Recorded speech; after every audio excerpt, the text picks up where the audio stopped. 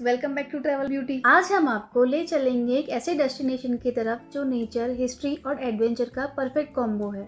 देहरादून ये उत्तराखंड की कैपिटल है और एक बहुत ही पॉपुलर टूरिस्ट डेस्टिनेशन भी है। यहाँ हर एज ग्रुप के लिए कुछ न कुछ है।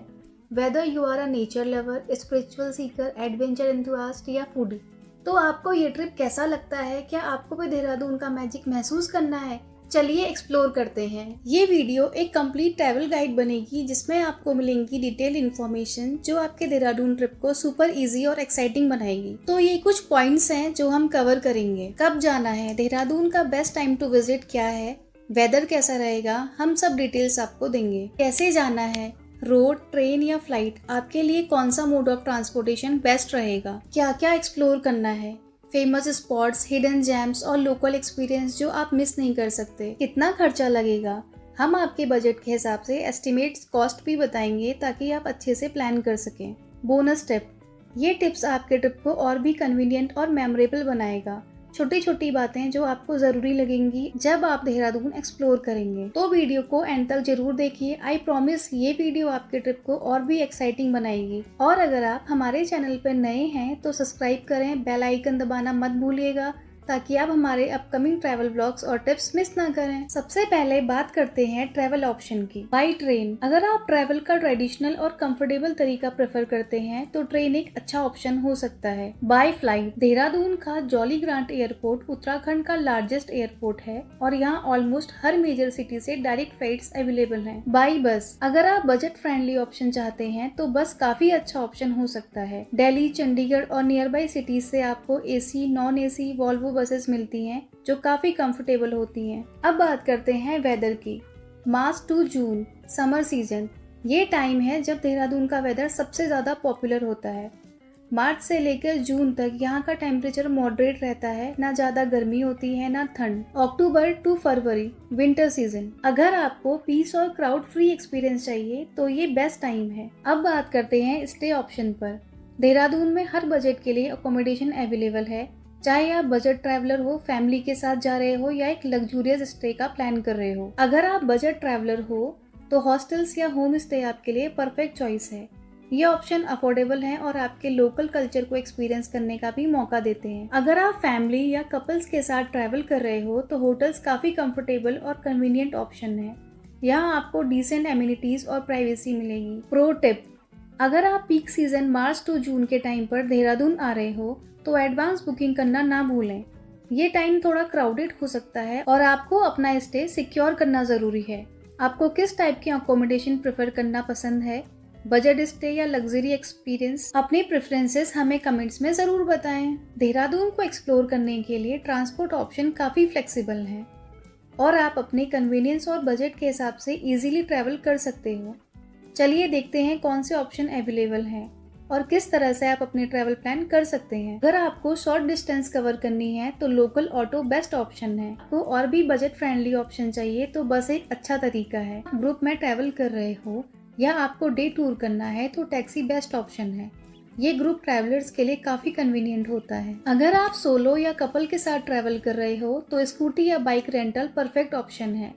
ये ट्रैवल ऑप्शन आपको फ्लेक्सिबिलिटी और कन्वीनियंस देता है। Robbers cave, also known as Guchupani. Guchupani is a unique natural formation that will leave you awestruck. ये एक 600 मीटर लॉन्ग केव है जिसमें से पानी फ्लो करता है।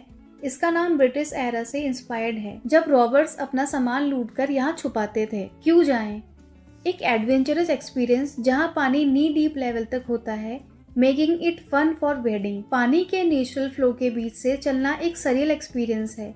गुफा के अंदर का इको और ठंडी हवा एक मैजिकल वाइब क्रिएट करता है। डोंट मिस आउट केव के बाहर के food stalls where you can relish piping hot Maggi, chai and pakoras. Photography lovers के लिए ये एक हेवन है। प्रो टिप, वाटरप्रूफ फुटवेयर और एक एक्स्ट्रा पेयर ऑफ क्लोथ्स जरूर लेके जाएं। Best time to visit is during the summer month और early monsoon for lush surroundings. अब हम जा रहे हैं टपकेश्वर महादेव मंदिर की ओर। टपकेश्वर महादेव मंदिर के बारे में मान्यता है कि अश्वत्थामा ने मंदिर की गुफा में 6 माह तक एक पांव में खड़े होकर भगवान शिव की तपस्या की। जब भगवान प्रकट हुए तो उनसे दूध मांगा। इस पर प्रभु ने शिवलिंग के ऊपर स्थित चट्टान में गौथन बना दिए और दूध की धारा बहने लगी। इसी कारण से भगवान शिव का नाम दूधेश्वर पड़ गया। कलयुग में दूध की धारा जल में परिवर्तित हो गई, जो आज भी निरंतर शिवलिंग पर गिर रही है। इस कारण इस स्थान का नाम टपकेश्वर पड़ गया। महादेव ने यहीं पर देवताओं को देवेश्वर के रूप में दर्शन दिए थे। यहाँ दर्शन के लिए काफी भीड़ उमड़ी रहती है।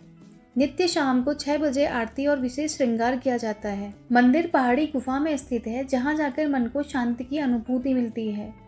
मंदिर के नीचे सीढ़ी से उतरते ही तमसा नदी है। यहाँ पर श्रद्धालुओं के साथ पर्यटक भी काफी संख्या में पहुँचते हैं।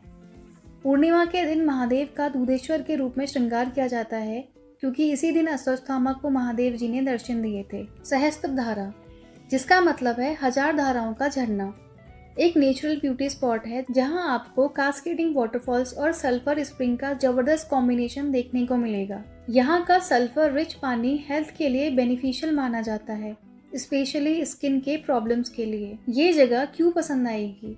बरसात के मौसम में यहाँ के झरने और भी ज्यादा सुंदर और लाइवली लगते हैं। रोपवे राइड लेके वैली और शिव मंदिर के खूबसूरत नज़ारे देखें।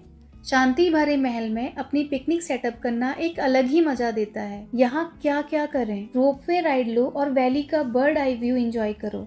नेचुरल स्प्रिंग्स में पैर डालकर रिलैक्सिंग मूवमेंट से मजे करो। शिव मंदिर को विजिट करो, जो एक स्पिरिचुअल और पीसफुल एक्सपीरियंस देता है। Mind rolling monastery. Mind rolling monastery एक शांत तिब्बतियन बुद्धिस्ट मोनेस्ट्री है और ये इंडिया के सबसे बड़ी मोनेस्ट्रीज में से एक है। ये जगह सिर्फ एक स्पिरिचुअल सेंटर ही नहीं, बल्कि एक आर्किटेक्चरल मास्टरपीस भी है। 60 मीटर टॉल स्तूपा जो कलरफुल प्रेयर्स फ्लैग से घिरे हुए हैं, एक आइकॉनिक साइट है। सुंदर गोल्डन स्टैच्यू और इंट्रिकेट मूरल्स जो बहुत ही वाइब्रेंट और डिटेल्ड हैं। मोनेस्ट्री के गार्डन्स और शांति भरे महल जो आपके मन को सुकून देगा। यहाँ क्यों जाएं? स्पिरिचुअल सीकर्स के लिए ये एक परफेक्ट जगह है और आर्किटेक्चरल लवर्स के लिए भी। मोनेस्ट्री के बुक स्टोर से तिब्बतियन हैंडीक्राफ्ट्स और इंटरेस्टिंग बुक्स खरीदें और सुवेनियर्स लेके जाएं। मेडिटेशन और माइंडफुलनेस के लिए ये एक आइडियल लोकेशन है। प्रो टिप, शांति बनाए रखें और मोनेस्ट्री के रूल्स की रिस्पेक्ट करें।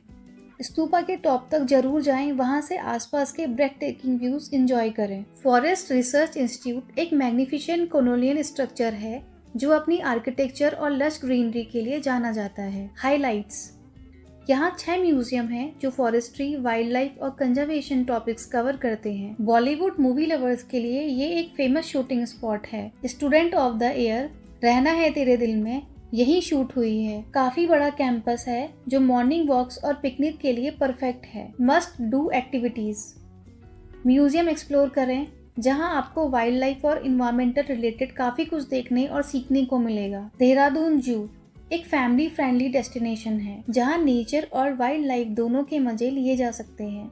यहाँ डियर, एग्जॉटिक बर्ड और काफी और वाइल्ड लाइफ स्पीसीज देखने को मिलती हैं। क्यों जाएं? किड्स और वाइल्ड लाइफ एंथुसियास्ट के लिए ये आइडियल स्पॉट है।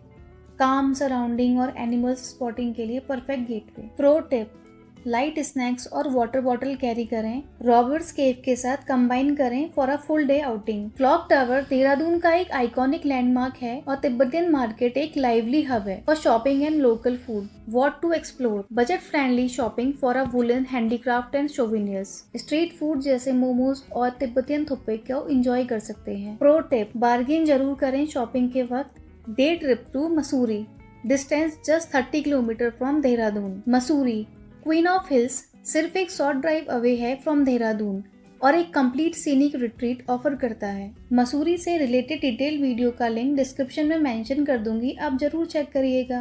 देहरादून का खाने का स्वाद एकदम कमाल का है जो हर फूडी का सपना पूरा करेगा। यहाँ के फ्लेवर्स में घर का कंफर्ट और एडवेंचरस दोनों मिलता है। आलू के गुटके और काफुली जैसी ऑथेंटिक गढ़वाली डिशेस जरूर ट्राई करें।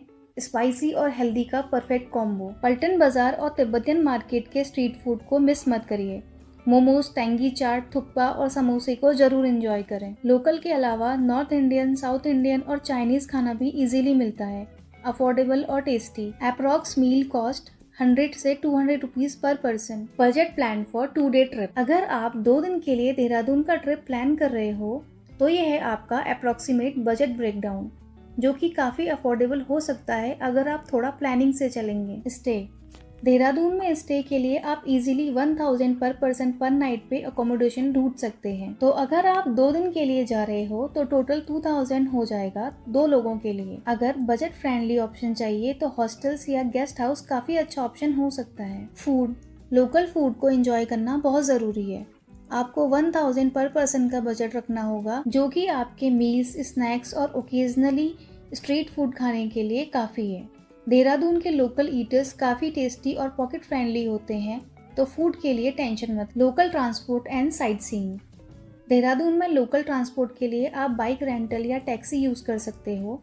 अगर आप स्कूटर या बाइक रेंट करते हैं तो 2000 तक का बजट हो सकता है। तो इन सबको मिला के आपका टोटल बजट 4000 to 5000 पर पर्सन हो सकता है, एक्सक्लूडिंग ट्रैवल कॉस्ट देहरादून तक आने का। तो गाइज, अगर आप इस गाइड को फॉलो करेंगे तो आपका देहरादून ट्रिप डेफिनेटली मेमोरेबल और हैजल फ्री होगा। ये जो टिप्स और बजट फ्रेंडली ऑप्शन हमने डिस्कस किए, इनसे आप अपने ट्रिप को काफ़ी स्मूथ बना सकते हो। और हाँ, अगर ये वीडियो आपको हेल्पफुल लगे तो एक लाइक ज़रूर दे देना, शेयर भी कर देना अपने फ्रेंड्स के साथ जो देहरादून जाना चाहते हैं, और सबसे ज़रूरी चैनल को सब्सक्राइब करना, बेल आइकन को दबाना ना भूलिए। इससे आपको हमारी नई वीडियो की नोटिफिकेशन तुरंत मिल जाएंगे। और बताओ आपका नेक्स्ट डेस्टिनेशन क्या है, हमें कमेंट्स में ज़रूर बताएं, क्योंकि हम आपके सजेशन और ट्रैवल आइडियाज़ से हमेशा इंस्पायर्ड होते हैं। चलिए फिर मिलते हैं अगले व्लॉग में एक नई एडवेंचर के साथ। तब तक के लिए हैप्पी ट्रैवल्स और अपना ध्यान रखिएगा। बाय।